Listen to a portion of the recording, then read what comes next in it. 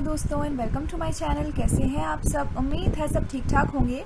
तो आज जो हमारी सीबीएसई क्लास 12th है उसका हम चैप्टर नंबर जो 5 है कंटिन्यूटी एंड डिफरेंशिएबिलिटी, उसकी एक्सरसाइज 5.8 है वो करेंगे।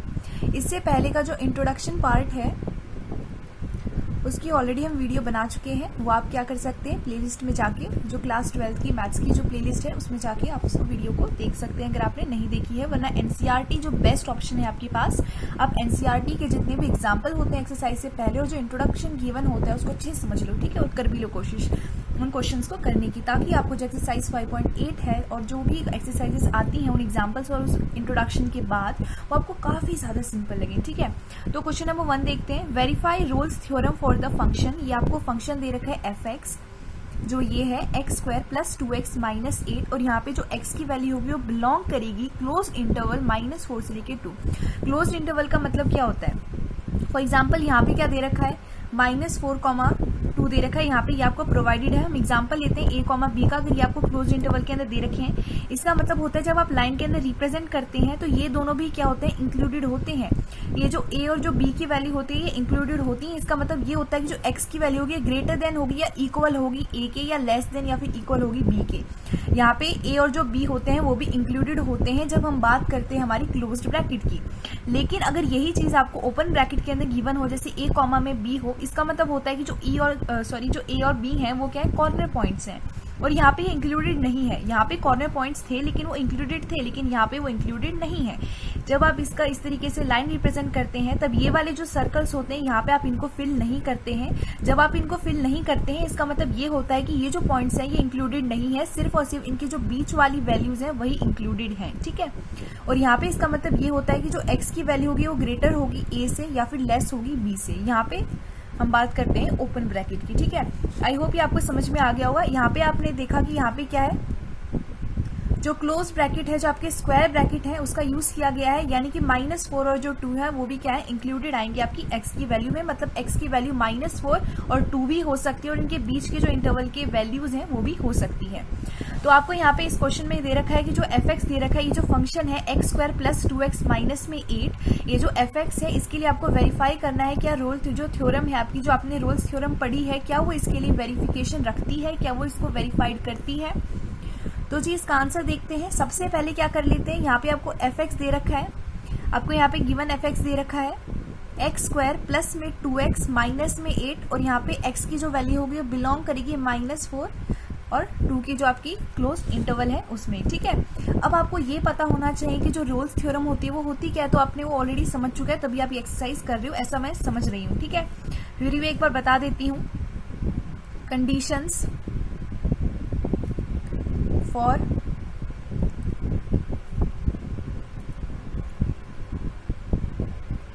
थ्योरम। अब यहाँ पे हम क्या करेंगे, कंडीशन देखेंगे कि जो रोल्स थ्योरम होती है इसकी 3 कंडीशन होती हैं। पहली सी कंडीशन ये होती है कि जो फंक्शन होगा f x is continuous, f x is continuous for a comma b. Second condition ये होती है कि f x is differentiable for a comma b. Third condition ये होती है कि f of a is equal to f of b. जब ये जो 3 कंडीशंस हैं जब ये वेरीफाइड हो जाती हैं, कोई भी वैल्यू कोई भी फंक्शन इनको वेरीफाइड कर देता है, उसके बाद हमें रोल्स थ्योरम ये कहती है अगर ये तीनों जो आपके पास कंडीशन है अगर ये वेरीफाइड हो जाती है तब वहां पे एक ऐसा सी पॉइंट होगा जो आपकी ओपन जो इंटरवल है उसको बिलोंग करेगा इस तरीके से कि जो इसका डिफरेंशिएशन होगा, जो उसका डेरिवेटिव होगा वो 0 होगा, ठीक है। अब आपको यही जो कंडीशन है वेरीफाई करनी है, क्योंकि क्वेश्चन के अंदर बोला है कि जो गिवन फंक्शन है उसके लिए आपको रोल्स थ्योरम वेरीफाई करनी है, यानी कि ये तीनों कंडीशन चेक करनी है। अगर ये तीनों कंडीशन आ जाती है, वेरिफिकेशन के बाद सही आ जाती है, वेरीफाइड हो जाती है, तब आपको सी पॉइंट देखना है कि कौन सा वो सी पॉइंट है। आपको ये सी की वैल्यू फाइंड आउट करनी कि आखिर भाई वो कौन सा सी पॉइंट है इस फंक्शन के अंदर जिसके लिए हमारा जो डेरिवेटिव है वो क्या आएगा, 0 आएगा, ठीक है। तो ये हमने क्या किया, सबसे पहले एफ एक्स लिख दिया और यहाँ पे एक्स की हमने वैल्यू लिख दी कहाँ से लेके कहाँ तक बिलोंग करेगी, ठीक है। तो इसकी कंडीशन नंबर 1 देखते हैं। सबसे पहले कंडीशन नंबर हमारी 1 ये कहती है कि जो एफ एक्स होगा वो कंटिन्यूअस होगा हमारी जो क्लोज्ड इंटरवल है उसके अंदर, ठीक है। इसका मतलब ये है कि f x is continuous at -4,2। यहाँ पे हमने क्या किया, क्लोज इंटरवल ले ली है। ये आपकी कंडीशन नंबर 1 है। अब आपको इसको चेक करना है। ये आपने सबसे पहले कंडीशन नंबर 1 लिखी है कि ये भाई हमारी कंडीशन नंबर 1 है। अब इसको चेक करेंगे क्या ये वेरीफाइड हो रही है। तो यहाँ पे आपको ये बात, यहाँ पे जो आपने पुरानी थ्योरम्स पढ़ी है ना, वो बातें आपको याद रखनी है। और यहाँ पे ये बात भी याद रखनी है कि ये जो फंक्शन है वो क्या है। अगर इसको ध्यान से देखते हो तो क्या है, ये एक पॉलिनोमियल है। क्या है ये, पॉलिनोमियल है। अब आपको ये भी पता है, आपने इससे पहले इंट्रोडक्शंस पढ़े हैं, काफी एक्सरसाइजेस सॉल्व की हैं, तभी तो 8 एक्सरसाइज के अंदर आई हो। वहां से आपको ये पता चलता है कि जो हर एक पॉलिनोमियल फंक्शन होता है वो आपका कंटिन्यूअस होता है, वो आपका डिफरेंशिएबल होता है। ये आपको पता है ऑलरेडी, है ना। तो वही यूज करेंगे। मैं आपको एक बार फिर भी बता देती हूँ।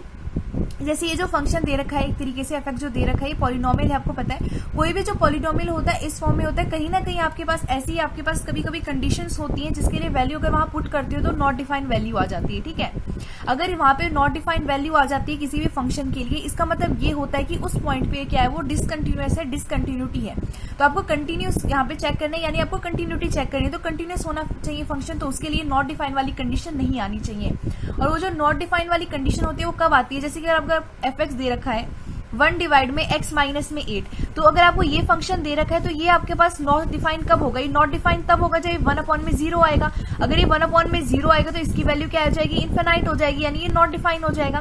अगर आप देखते हो, दोनों को कंपेयर करते हो, तो ये दोनों फंक्शन क्या है, अलग अलग तरीके से दे रखे हैं। यहाँ पे आपका ऐसा कोई वैल्यू नहीं है जिसके लिए डिनोमिनेटर की वैल्यू 0 आए और आपका जो फंक्शन है वो नॉट डिफाइंड हो जाए, यानी यहाँ पे डिसकंटिन्यूटी की पॉसिबिलिटी नहीं बन रही है। ठीक है, और वहीं पे यहाँ पे देखिए, अगर यहाँ पे आप x की जगह 8 पुट कर देते हो, if x is equal to 8, तो ये क्या हो जाएगा, 1 डिवाइड में 8 माइनस 8, यानी 1 डिवाइड में 0, जो क्या होता है, नॉट डिफाइन होता है। ठीक है, तो ये कुछ बातें हैं जो याद रखनी है।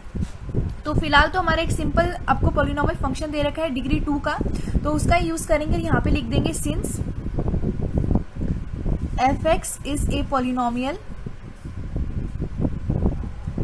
एफ एक्स जो है आपका गिवन फंक्शन है वो पॉलिनोमियल है, और आपको पता है कि हर एक जो पॉलिनोमियल होता है वो कंटिन्यूअस होता है। तो यहाँ लिख देंगे and every polynomial f x is continuous for all x belong to real number. ठीक है, कोई आपका एक रियल सेट होगा, उसके लिए आपका जो x की वैल्यू होगी उसको बिलोंग करेगी, उसके लिए आपको जो गिवन पॉलिनोमियल होगा वो हमेशा कंटिन्यूअस रहेगा। तो यहाँ पे x जो है वो बिलोंग करता है जनरली r को, यहाँ पे हमारा x बिलोंग कर रहा है -4 से लेके जो 2 है उस इंटरवल को। ठीक है, तो यहाँ पे लिख देते हैं since f x is a polynomial and every polynomial f x is continuous for all x belong to real number. तो ये इंप्लाई करता है कि f x is continuous at x belong to closed interval of x which belong from -4 to 2। ठीक है, तो ये आपकी कंडीशन नंबर जो 1 थी वो यहाँ पे वेरीफाइड हो गई है। अब फिर से हम क्या करेंगे, दूसरी कंडीशन चेक करेंगे जो है हमारी कंडीशन नंबर 2। ठीक है, तो कंडीशन नंबर 2 ये कहती है कि जो एफ एक्स होगा वो डिफरेंशिएबल होगा हमारी a, b के लिए, और यहाँ पे क्या है, एक ओपन ब्रैकेट के अंदर है, यानी ओपन जो आपकी इंटरवल है। ठीक है, तो कंडीशन नंबर 2 हमारी क्या कहती है, कंडीशन नंबर 2 ये कहती है कि f x is differentiable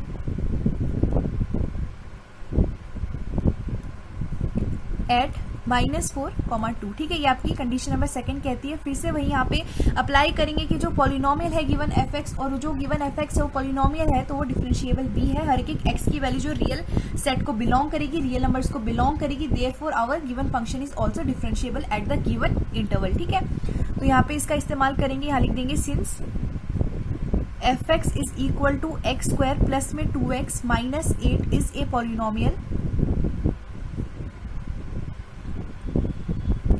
and every polynomial is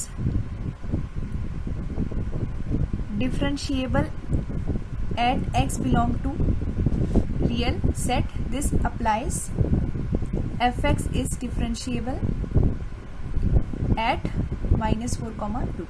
तो यहाँ पे कंडीशन नंबर 2 भी क्या होगी, वेरीफाइड होगी है। अब इसकी कंडीशन नंबर 3 ये आती है, कंडीशन जो आपकी 3 है वो ये आती है कि आपका एफ ऑफ जो ए है वो एफ ऑफ बी के इक्वल होना चाहिए। तो यहाँ पे आपको जो इंटरवल दे रखी है ये किस इंटरवल के लिए है, ये आपकी इस तरीके की जो इंटरवल होती है उसके लिए है। तो यहाँ पे आपको इंटरवल दे रखी है -4,2। तो यहाँ पे ये अप्लाई करता है कि एफ ऑफ जो -4 है ये किसके इक्वल होना चाहिए, एफ ऑफ 2 के इक्वल होना चाहिए। तो यहाँ पे आपको जो एफ एक्स दे रखी है वो क्या दे रखी है, एक्स स्क्वायर प्लस में 2x माइनस में 8। तो यहाँ पे फाइंड आउट करते हैं एफ ऑफ -4। तो एफ ऑफ -4 क्या आएगा यहाँ पे, -4 का स्क्वायर प्लस में 4 इंटू में यहाँ पे 2 इंटू में यहाँ पे हो जाएगा -4 माइनस में 8, तो ये हो जाएगा 16, फिर -8 -16 यानी कि 0। ठीक है, इसी तरीके से यहाँ पे एफ ऑफ 2 फाइंड आउट करेंगे तो ये हो जाएगा 2 का स्क्वायर प्लस में 2 इंटू में 2 माइनस में 8, तो ये क्या हो जाएगा 4, और ये हो जाएगा यहाँ पे देखो ये हो जाएगा 4 और ये हो जाएगा आपका प्लस में 4 और ये -8, 4 + 4 यहाँ पे 8 हो जाएगा, माइनस में 8 करेंगे तो 0।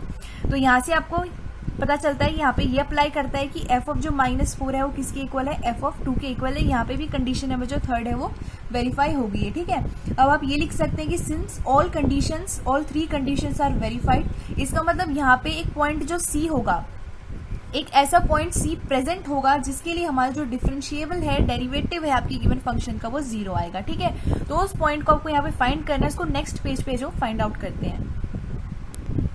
तो अब यहाँ पे मैंने एफ एक्स लिख दिया और यहाँ पे इसकी इंटरवल लिख दी है एक्स की। अब यहाँ लिख सकते हैं कि सिंस ऑल कंडीशन, जो हमारी 3 कंडीशंस थी, सिंस ऑल 3 कंडीशंस लिख दो या फिर सिंपली कंडीशंस लिख दो। Since all conditions are verified for Rolle's theorem for some c, therefore for some c in, ये वाली जो इंटरवल है इसको ध्यान रखो, यहाँ पे ओपन इंटरवल आएगी कि ये जो ओपन इंटरवल है यानी कि इसके बीच में कुछ एक ऐसा पॉइंट प्रेजेंट होगा सी जिसके लिए हमारा जो डेरिवेटिव होगा सी का वो क्या आएगा, 0 आएगा। ठीक है, तो वही यहाँ पे फाइंड आउट करेंगे। तो यहाँ पे आपको जो फंक्शन था वो दे रखा था f x is equal to x square plus में 2x माइनस में 8। अब आपको क्या करना है, आपको एफ डैश जो सी है वो फाइंड आउट करना है। उसके लिए आपको एफ ऑफ सी पता होना चाहिए। तो आपके पास एफ ऑफ एक्स है, एफ ऑफ सी का मतलब क्या होगा कि put x is equal to c in equation number 1। इसको इक्वेशन नंबर 1 का नाम देते हैं। आपको क्या करना है, एक्स की जगह जो है वो सी पुट करना है। ठीक है, तो ये क्या हो जाएगा एफ ऑफ सी।